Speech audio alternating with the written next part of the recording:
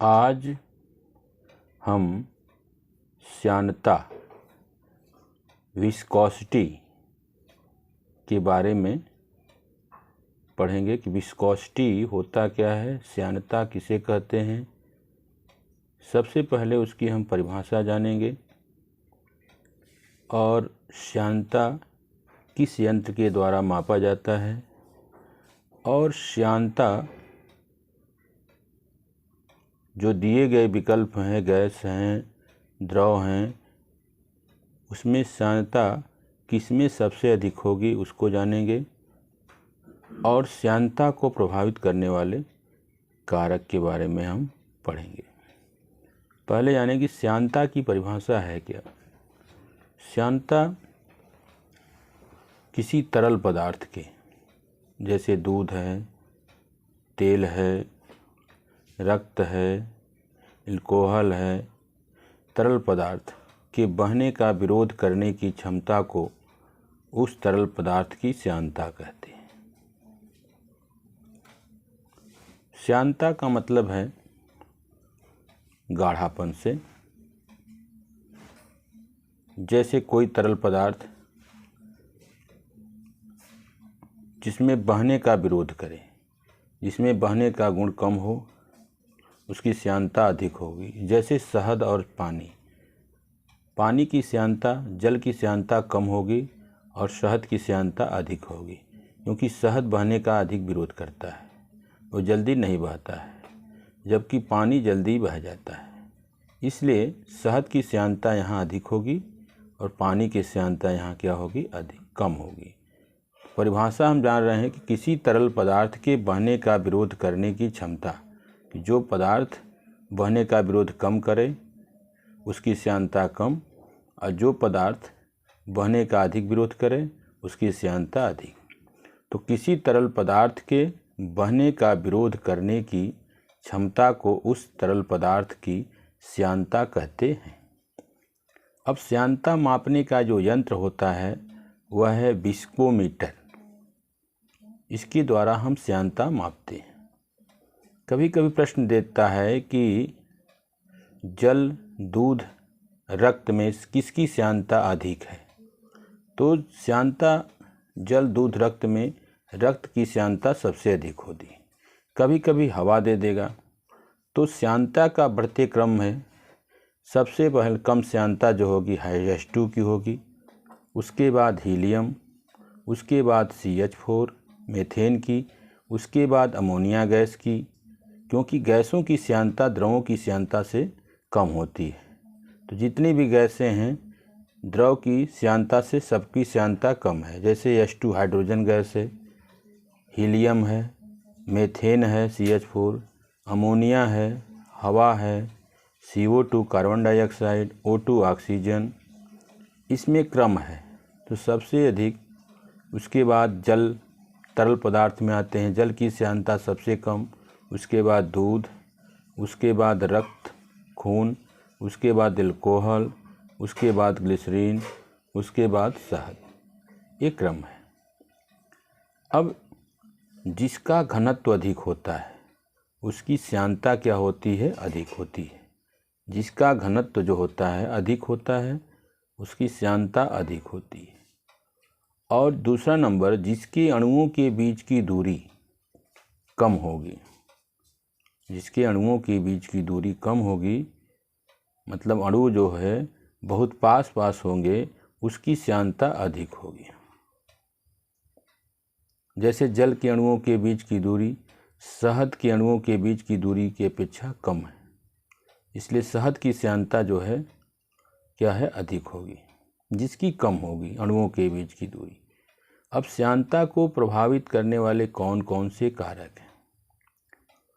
देखिए, पहला कारक जो है ताप, टेम्परेचर। ताप बढ़ाने पर द्रव की श्यानता घटती है।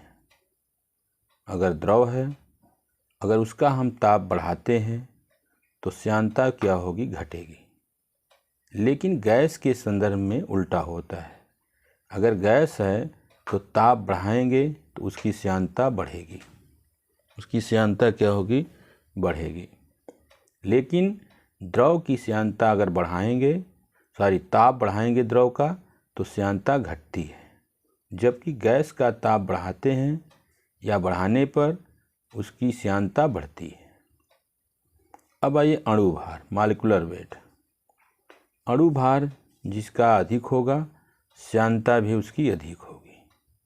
जैसे एग्जाम्पल हम लेते हैं एल्कोहल, एथिल अल्कोहल C2H5OH और ग्लिसरीन CH2OH CHOH CH2 में किसकी श्यानता अधिक होगी? तो एल्कोहल का अणु भार कार्बन का होता है 12, हाइड्रोजन का होता है 1, ऑक्सीजन का होता है 16।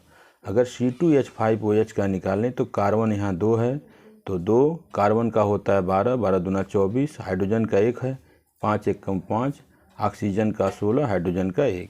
इस प्रकार एल्कोहल का आ रहा है अणु भार 46 और ग्लिसरीन का आता है, यहाँ कार्बन कितने हैं 3 तो 12 3 36, हाइड्रोजन 2, 1 3, 1 4, 1 5, 2 7, 1 8 तो 8 1 कम 8, ऑक्सीजन 1 2 3 16 ऑक्सीजन का होता है, 16 3 48। इस प्रकार यह 92। यहाँ ग्लिसरीन की श्यानता अधिक होगी क्योंकि ग्लिसरीन का अणु भार क्या है? अधिक है। किसकी अपेक्षा? एल्कोहल की। एल्कोहल का अणु भार है 46 और ग्लिसरीन का है 92। इस तरह ग्लिसरीन की श्यानता क्या होगी? एल्कोहल से अधिक होगी। तीसरा नंबर है दाब, प्रेशर। दाब बढ़ाने से श्यानता भी बढ़ती है। दाब बढ़ाएंगे तो श्यानता भी क्या होगी? बढ़ेगी। चौथा नंबर है अंतरा अणु का आकर्षण बल। अंतरा अणु का आकर्षण बल पहले होता क्या, इसके बारे में जानेंगे। तो अंतरा अणु का आकर्षण बल की परिभाषा यही है कि 2 अणु हो या 2 परमाणु हो या 2 आयन। अणु भी हो सके, परमाणु भी हो सकता है और आयन भी हो सकता है। तो 2 अणुओं के बीच लगने वाले आकर्षण बल को अंतरा अणु आकर्षण बल कह सकते हैं, या ऐसे भी कह सकते हैं कि 2 परमाणुओं के बीच लगने वाले आकर्षण बल को अंतरा अणु का आकर्षण बल कहते हैं। या आप ऐसे भी कह सकते हैं कि 2 आयन के बीच लगने वाले आकर्षण बल को अंतरा अणु का आकर्षण बल कहते हैं। तीनों परिभाषा, चाहे अणु हो, चाहे परमाणु हो, चाहे आयन हो, उन दोनों के बीच लगने वाले आकर्षण बल को हम इंटरमॉलिक्यूलर फोर्स या अंतरा अणु का आकर्षण बल कहते हैं। तो यहाँ अंतरा अणु का आकर्षण बल का मान अगर बढ़ाते हैं तो श्यानता भी बढ़ती है। धन्यवाद।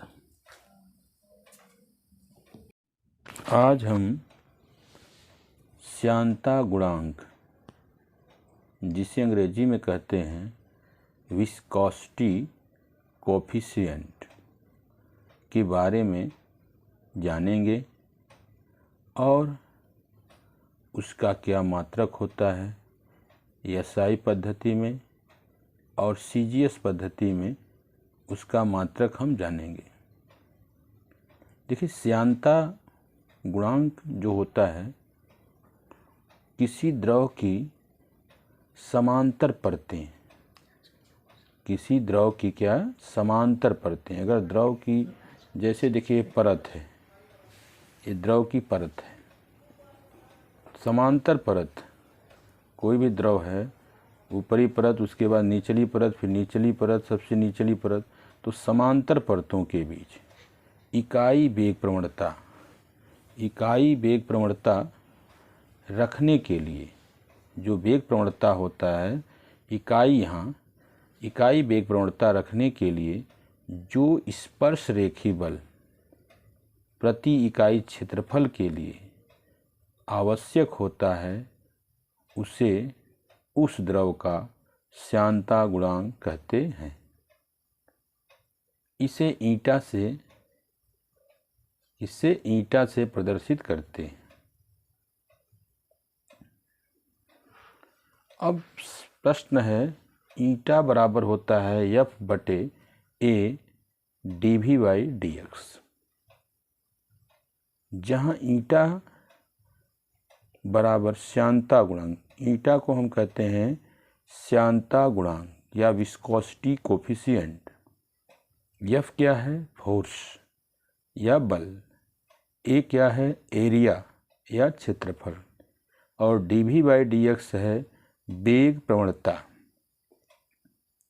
अब वेग प्रवणता शब्द इसमें आया है कि वेग प्रवणता होता क्या है।